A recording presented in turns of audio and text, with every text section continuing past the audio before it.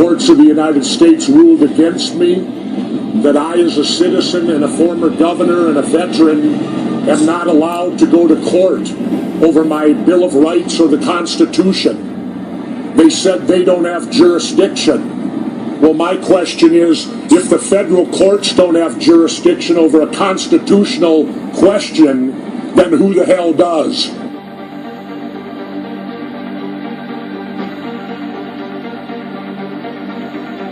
Americans know that their government will sometimes conduct secret operations, but they don't believe the government ought to be writing secret law.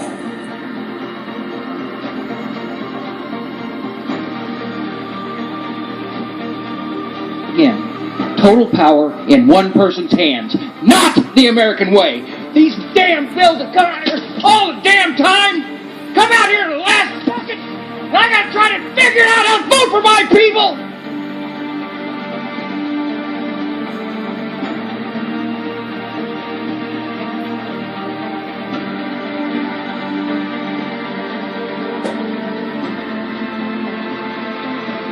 Once upon a time, in the recesses of the human imagination, great philosophers of their time envisioned a world where all people are created equal, endowed by their Creator with certain unalienable rights, and that among these rights was the right to life, liberty, and the pursuit of happiness. The right of self-determination without interference, of choice regardless of personal consequence, to do what one sees fit with his or her life for better or for worse. The only caveat was that each individual respect those same rights of others and not infringe upon them. Alas, it was only a concept, a hope, a dream. There were always those that would pervert the dream for their own ill-gotten gains. As this collection of learned men left that building, with their plans finally laid out and accepted, a curious female passerby asked, "What form of government have you given us?" One man answered her, saying, "A republic, ma'am, if they can keep it," knowing full well that this freedom would be difficult to fulfill, let alone maintain. And so from the beginning till today has that dream yet to become an actual reality. A truly remarkable system was devised to allow the people to govern themselves. A system that would only provide a stage for people to resolve their differences without interference. A system that regarded all innocent until proven guilty by a jury of their peers. And unlike a democratic system that was seen as tyranny, where innocence or guilt was determined by a majority vote, guilt could only be found by a unanimously certain decision. This jury of common people not only had the power of guilt or innocence, but also had the power to overturn any law that did not serve the interest of the people, despite the unwavering support of unscrupulously corrupt politicians to the contrary.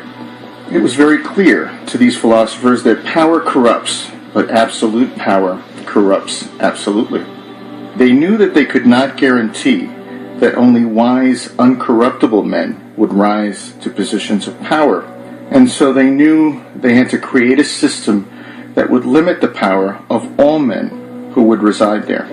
These limitations and rules, called the Constitution, were the citizens' user manual for how their government should operate.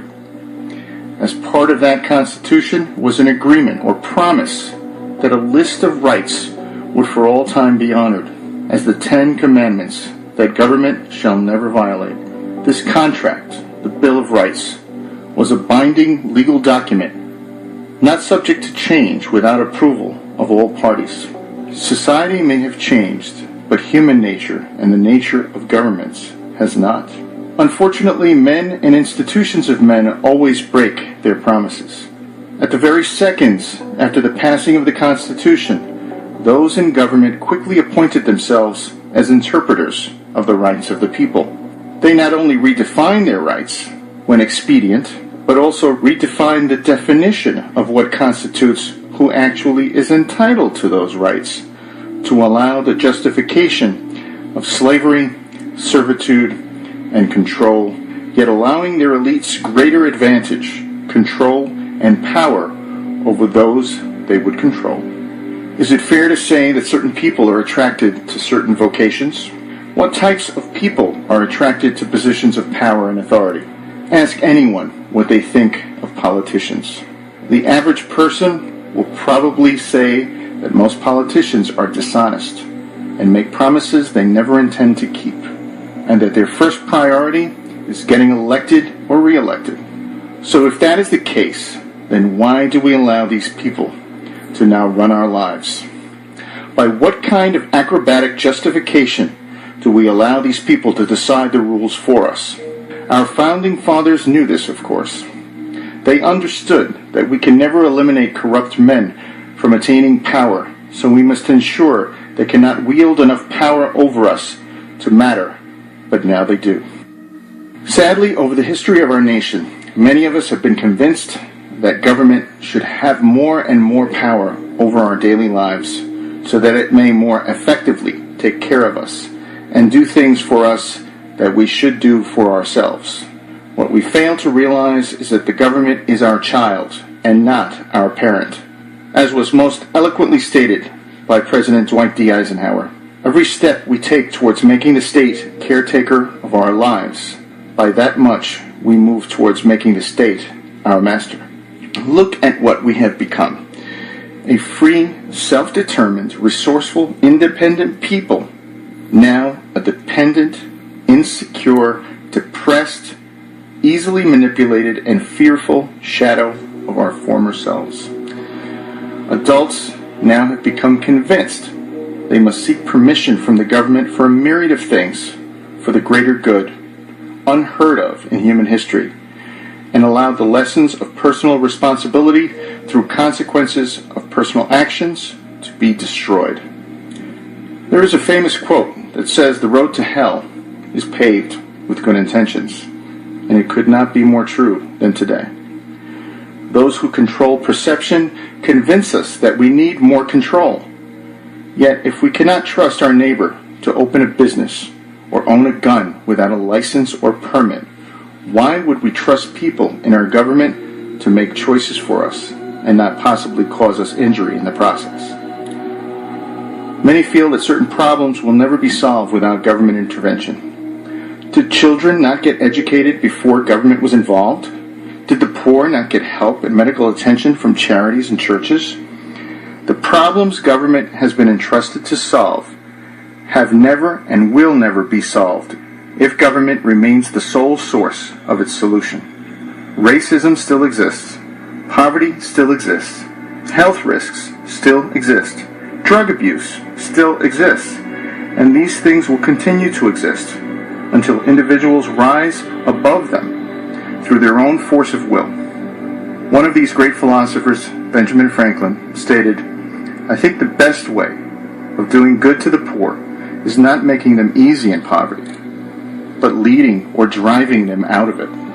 Many people have been convinced that humans must be controlled because they are a danger to others. Yet they appoint other people to control them. They appoint politicians and police to control their lives.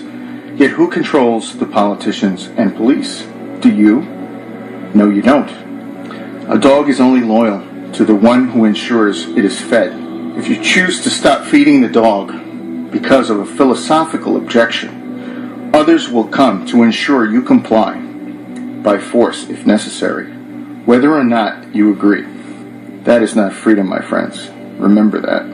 We the people do still have the power, but we must believe we have the power and exercise that power before others will take us seriously. Adults do not need permission from anyone to pursue their life, liberty, or happiness, to start a business, to speak their mind, to decide what they eat, how big their drink should be, Mr. Bloomberg, or who we should marry. Not a politician, policeman, or city council.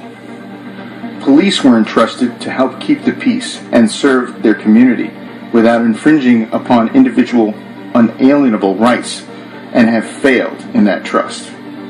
Civil rights, as opposed to unalienable rights, are rights bestowed by civil authorities, and they never had that authority to grant or remove rights from anyone.